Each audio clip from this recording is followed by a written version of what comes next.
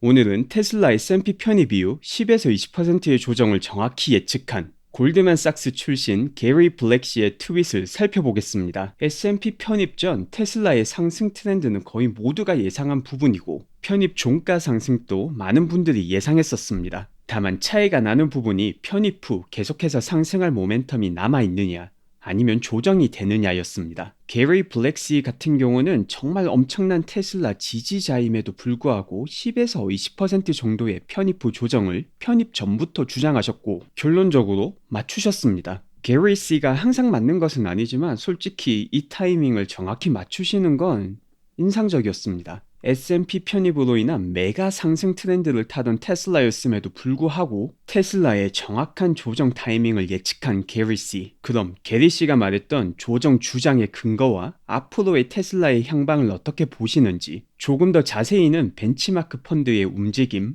그리고 애플 전기차에 대한 관점은 어떤지 살펴보겠습니다. 게리 씨는 18일 편입 전부터 편입 후 조정에 대한 이야기를 하셨지만 워낙 내용이 많으니 편입 후 주말이었던 19일부터 관련 트윗을 살펴보겠습니다. 이제 인덱스 펀드의 테슬라 매수가 거의 끝났으니 S&P를 벤치마크로 삼는 액티브 펀드 매니저들은 조정을 기다릴 것입니다. 테슬라의 주가는 5주 만에 70% 이상 상승하였으니 4분기 차량 인도수 발표 전 10에서 20% 정도 조정이 올 수 있습니다. 장기로 볼 때 테슬라는 여전히 매력적인 주식이고 제 목표 주가도 830달러입니다. 다만 단기는 매우 조심해야 되는 시기입니다. EM이라는 분의 질문과 이에 대한 대답입니다. 만약 테슬라의 조정이 오지 않는다면 액티브 펀드는 언더퍼폼하게 될 것입니다. 이 경우 액티브 펀드들이 계속 매수하지 않고 기다릴 것 같지는 않습니다. 몇몇은 패시브 펀드들이 테슬라를 매수할 때 매수했을 것이라 생각합니다. 결국 총 거래가 2억 2천만이었으니까요. 게리 씨 생각에는 정말 편입 당일인 오늘 액티브 펀드 매수가 없었다고 생각하시나요? 골드만삭스가 추정하기로 약 10%의 S&P를 벤치마크로 삼는 액티브 펀드 매니저들만이 편입 전에 테슬라를 보유하고 있었습니다. 이 매니저들은 알파에 따라 보상을 받습니다. 대부분은 코어와 가치주 위주이기에 테슬라가 그들의 포트폴리오에 들어가 있다면 이상하게 보일 것입니다. 몇몇은 1.5% 정도의 비중의 테슬라를 보유해서 리스크를 피하려고 할 것이지만 대부분은 조정을 기다릴 것이라고 봅니다. 여전히 주말에 작성한 월요일 테슬라 주가에 대한 질문 트윗과 그 대답입니다. 헤지 펀드가 월요일에 다시 테슬라를 매수해서 단기 고점을 만든 뒤 그 단기 고점에서 유동성이 낮을 때 다시 팔 가능성이 얼마나 있다고 보시나요? 월요일에 편입날 일어났던 종가 스파이크를 기대하시는 분들은 실망하실 가능성이 높습니다. 첫째로 대부분의 인덱스 펀드가 필요한 매수를 금요일날 끝을 냈고, 둘째로 S&P 벤치마크 액티브 펀드들은 조정을 기다릴 것이고, 셋째로 4분기 차량 인도수와 FSD 베타 참여 범위 확장에 대한 불확실성이 있고, 넷째로 테슬라는 뉴스가 있을 때 단기 고점을 형성하는 경향이 있었습니다. 20일 일요일 테슬라 매도 의견에 대한 답변 트윗입니다. 링크해 주신 분은 테슬라의 성장에 대한 수식 혹은 기본적인 투자 이론을 모르시네요. 첫째로 주가는 미래의 영향을 받지 과거의 영향을 받는 게 아닙니다. 둘째로 PE는 성장률을 나타내는 함수이지 산업을 나타내는 함수가 아닙니다. 셋째로 앞으로 전기차 시장의 점유율이 3%에서 앞으로 10년간 50%로 성장함에 따라 성장 가능성이 엄청납니다. 넷째로 테슬라의 시장 규모가 모델 Y, 사이버트럭, 중국, FSD로 인해 폭발적으로 증가하고 있습니다. 왜 경쟁이 없을 것이라고 생각하시는지 모르겠네요. 전기차 시장의 선점효과 때문에 승자 독식이 이루어질 것이라 생각하시나요? 예전 GM이 전 세계 자동차 시장을 주무르던 호시절을 기억해야 합니다. 지금은 어떻게 되었죠? 경쟁은 당연히 있을 것입니다. 단지 테슬라가 압도하고 있을 뿐이죠. 첫째로 우수한 주행거리, 파워, FSD, 소프트웨어, 둘째로 140만의 브랜드 홍보대사를 통한 엄청난 입소문, 셋째로 좋지 않은 이미지의 내연 기관차와 달리 독보적인 전기차의 브랜드 로열티, 넷째로 직접 판매 모델, 다섯째로 가장 저렴한 비용을 가지고 있는 게 테슬라입니다. 전기차 시장의 경쟁은 다른 전기차 제조업체의 몫을 뺏는 것이 아닙니다. 내연 기관차로부터 뺏어오는 것이죠. 21일 월요일 장 이후 관련 트윗 내용입니다. 테슬라 6.5% 하락대 나스닥 0.4% 하락. 헤지펀드는 여전히 처분 가능한 테슬라 주식을 가지고 있습니다. 편입 후 펀더멘털 변화 없이 테슬라 주가는 70% 상승하였습니다. S&P 벤치마크 펀드 매니저들은 조정 없이는 테슬라를 매수하지 않을 겁니다. FSD 베타 참여 확대 시기도 리스크 요인입니다. 4분기의 18만 1000대의 차량 인도는 제대로 진행되어 가고 있습니다. 단기 저점까지 4에서 14% 정도 추가 조정이 있을 수 있습니다. 6개월에서 12개월 목표 주가는 $830입니다. 애플이 빠르면 2024년까지 전기차 생산을 목표로 한다는 소식입니다. 애플의 2024년 자율주행 전기차 시장 진입 소식은 하루 종일 트위터에 퍼져 있었습니다. 이 뉴스 때문에 테슬라 주가가 마지막에 떨어진 것이라 생각하기는 힘듭니다. 애플의 브랜드는 개인 생산성에 초점이 맞춰져 있습니다. 애플은 휴대폰, 태블릿, 컴퓨터, 그리고 관련 액세서리를 만듭니다. 그런데 애플이 자율주행 전기차를 만들어서 테슬라, 아마존, 구글과 경쟁한다고요? 제 생각에는 상당한 비약인 것 같네요.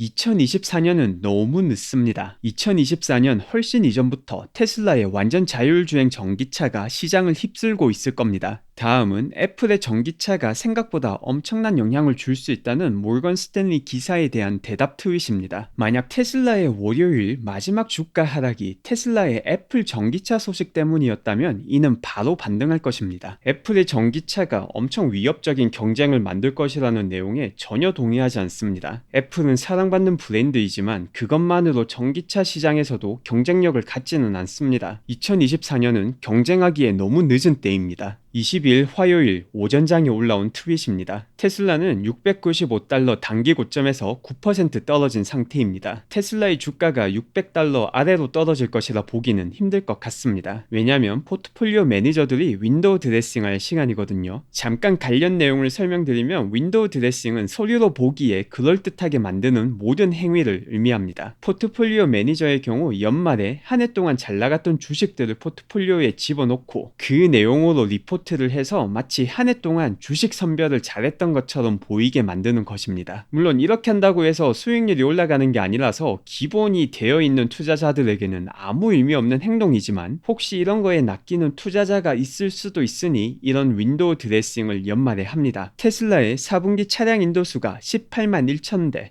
2020년도 기준 50만 대를 달성할 확률이 높습니다. 물에 피가 섞여 있을 땐 항상 아랫부분을 보기가 힘듭니다. 하지만 지금 테슬라는 저점에 상당히 근접한 것 같네요. 그냥 매수해서 보유하고 있으세요. 이 다음에 발생할 테슬라의 주요 이벤트는 4분기 실적과 2021년 차량 인도 가이드입니다. 1월 4일 발표될 것으로 예상되는 4분기 차량 인도수가 18만 1000대를 넘을 것이라는 징표가 포착되고 있습니다. 이를 통해 2020년 50만 대 차량 인도를 달성하게 되는 것입니다. 월가의 평균 예상치는 17만 2000대입니다. 2021년도 차량 인도수 가이드는 1월 27일 발표될 것으로 예상되고 82만 대와 85만 대 사이일 것으로 봅니다. 월가 평균치는 77만 7000대입니다. 모든 테슬라 투자자들은 이 숫자들을 봐야 합니다. 테슬라의 주가는 2021년도 EPS 대비 132배, 2022년 대비 66배, 2025년 대비 26배입니다. 제 목표가인 $830는 2025년이면 EPS 성장률 둔화에 따라 PE가 50까지 내려갈 것이란 추정을 바탕으로 만들어진 것입니다. 다음 트윗도 펀드들의 윈도우 드레싱에 대한 질문이고 그 답은 앞서 제가 드렸던 말과 같습니다. 수익률이 아닌 단순히 펀드 홀딩만 보는 기본을 안 지키는 투자자들을 낚시하기 위해서입니다. 22일 화요일 장 마감 후 트윗입니다. 제 생각에 테슬라가 $614에서 단기 저점을 찍은 것 같습니다. 이제 고도를 높일 로켓 추진체를 가동해주세요. 23일 수요일 장전 트윗입니다. 게리시 모델이 상당히 재미있네요. 그런데 왜 테슬라의 마진이 20%까지 오를 것이라 생각하시죠? 독일을 봤을 때 정부와 테슬라 내부적인 문제로 인한 디스카운트 요소들이 많이 보여서 앞으로 마진이 오른다고 생각하기가 힘듭니다. 폭스바겐의 5%, 토요타의 8%와 비교하면 지금 테슬라의 10%는 벌써 좋은 것 같은데 테슬라는 기존의 자동차 제조업체보다 훨씬 더 높은 마진을 가질 것이고 그 이유는 첫째로 광고 비용이 없으며 둘째로 직접 판매로 인해 딜러 프로모션 비용이 없고 셋째로 하나의 브랜드이며 넷째로 하나의 기술과 R&D, 판관비를 통해 효율이 높고 다섯째로 엄청난 제조 능력 확장이 가능하며 여섯째로 노조가 없으며 일곱째로 매니지먼트가 비대화되지 않아 높은 효율성이 있고, 여덟째로 경영진 보상이 현금이 아닌 미래지향적 보상인 스탁 옵션이며, 아홉 번째로 서비스 비용이 낮으며, 열 번째로 가격의 프리미엄을 받을 수 있기 때문입니다. 투자자들이 테슬라를 사야 되는 이유를 업데이트했습니다. 첫째로 전기차 시장이 엄청나게 커집니다. 현재 3%인 전기차 시장 점유율이 2025년이면 20%가 될 것입니다. 이는 6배로 커진다는 의미이고 매년 46%의 평균 성장률이 기대됩니다. 둘째로 기존 내연 기관차들이 전기차 런칭을 하더라도 전체 전기차 시장이 커짐에 따라 테슬라만의 전기차 시장이 줄어드는 게 아닌 더 커지는 상황입니다. 신규 전기차는 내연 기관차의 시장을 가져오는 것이지 다른 전기차 시장을 가져가는 것이 아닙니다. 대부분 숏을 하는 사람들의 주장이 가장 잘못된 부분이 이 부분입니다. 셋째로 테슬라는 내년 1월에 주가를 더 끌어올릴 주요 이벤트들을 가지고 있습니다. 4분기 18만 1000대로 월가 평균치보다 높을 것이라 예상되는 차량 인도수